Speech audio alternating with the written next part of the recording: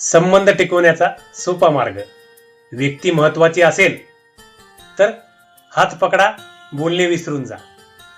आणि व्यक्ती महत्वाची नसेल तर बोलणे लक्षात ठेवा आणि हात सोडून द्या. मित्रांनो, एक काल्पनिक कथा. संतोष नावाचा व्यक्ती असतो. त्याला खूप राग येत असतो.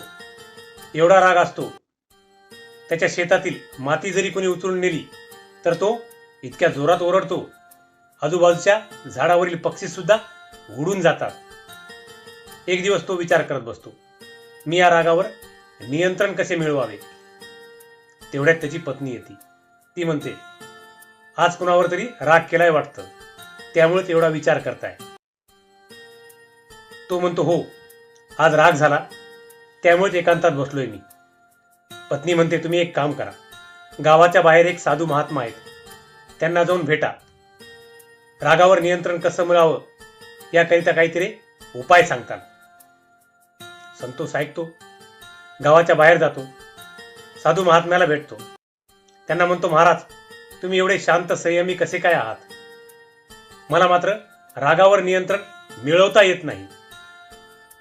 तेव्हा ते साधू महात्मा म्हणतात, तू घरी जाऊन 2 भांड्यामध्ये पाणी भरून आण. संतोष घरी जातो, घरून 2 भांड्यामध्ये पाणी भरून आणतो. साधू महात्मा म्हणतात, आता एक भांडे तू आगीवर ठेव आणि पाणी उकळेपर्यंत त्याच्याकडे लक्ष दे. संतोष तसेच करतो. पाणी उकळायला लागल्यानंतर साधू महात्मा म्हणतात, आता त्या पाण्यामध्ये बघ, तुझं चित्र दिसतंय का? संतोष म्हणला, महाराज, पाणी उकळतंय, त्यामध्ये माझं चित्र कसं दिसणार? नाही, बघ. त्यावर संतोष म्हणतो, नाही महाराज, मला चटके बसत आहेत, यामध्ये माझी प्रतिबिंब दिसत नाही. त्यावर साधू महात्मा म्हणतात, अरे बाबा, असाच प्रकार असतो. तुझ्या मनामध्ये ज्यावेळेस रागाच्या उकळ्या फुटतात त्यावेळेस तू शांत कसा राहशील? तुझा बुद्धी शांत कशी राहील? संतोष म्हणतो, मग त्यावर नियंत्रण मिळवण्यासाठी काय करावे लागेल? त्यावेळेस साधू महात्मा म्हणतात, ते दुसरा भांडा आण. दुसऱ्या भांड्यामध्ये पाणी भरलेलं असतं. त्यावेळेस त्याला म्हणतात, त्याच्यात प्रतिबिंब बघ. त्यामध्ये तो त्याचे प्रतिबिंब बघतो. हा स्वच्छ दिसते म्हणतो. तेवढ्यात साधू महात्मा त्या भांड्यामध्ये एक ओंजळभर माती टाकतात आणि हलवतात. आता तुझं प्रतिबिंब. त्यावेळेस साधू महात्मा म्हणतात, शांत बस. संतोष शांत बसत नाही. थोड्या वेळाने परत विचारतो, महाराज, प्रतिबिंब दिसत नाही. साधू महात्मा म्हणतात, शांत बस. असा बराच कालावधी जातो. त्यानंतर संतोष बघतो, महाराज, आता माझं प्रतिबिंब दिसतंय. साधू म्हणाले, आता कसं काय प्रतिबिंब दिसतंय? संतोष म्हणतो, साहजिक आहे, पाण्यामधील जी माती आहे ती बुडाला जाऊन बसली, त्यामुळे वरचं पाणी शुद्ध आहे, त्यामध्ये माझं प्रतिबिंब दिसतंय. साधू महात्मा म्हणतात, असाच प्रकार आहे. जोपर्यंत तुझ्या मनातील रागाची माती खाली जाऊन बसत नाही तोपर्यंत तुला शांतता मिळणार नाही.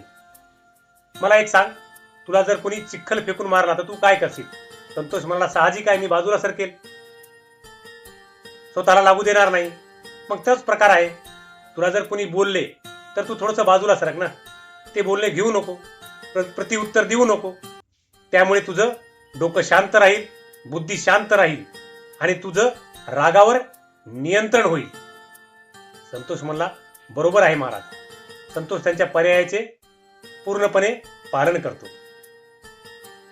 मित्रांनो, मी सांगितलेली ही कथा जर तुम्हाला आवडली असेल तर कॉमेंटमध्ये जरूर कळवा आणि आपल्या रागावर नियंत्रण मिळवण्याकरिता प्रतिउत्तर देणे टाळा.